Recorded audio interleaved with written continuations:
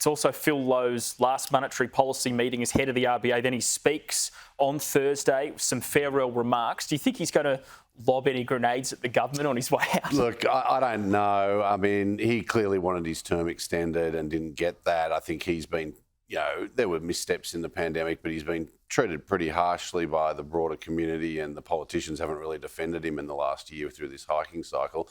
I think people shouldn't lose sight of the fact that our rates are at 4.1.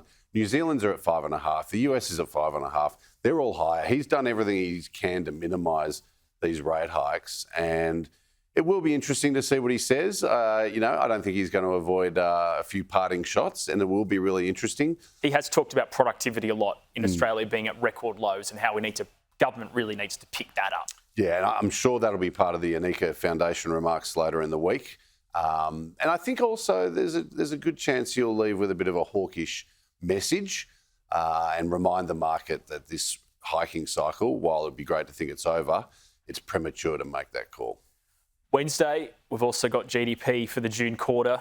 What are you anticipating there? A soft number in terms of overall GDP, as per the market. Market's expecting, I think, a 0.3 increase. The annual rate will fall to 1.5, 1.7 from 2.3. That doesn't sound like much. No, the slowdown's happened. I mean, this is the thing. We've got the soft landing playing out now. The big adjustment in rates has had their desired effect. It's slowed spending. Well, we've got capacity constraints in certain parts of the economy as well. So the question really is the level of rates and is the settings for fiscal policy and these wages and industrial relations decisions and so forth going to keep the economy soft enough to get inflation all the way down to sub 3% as per the RBA's forecast and target? And I think, we're not going to get much insight on that.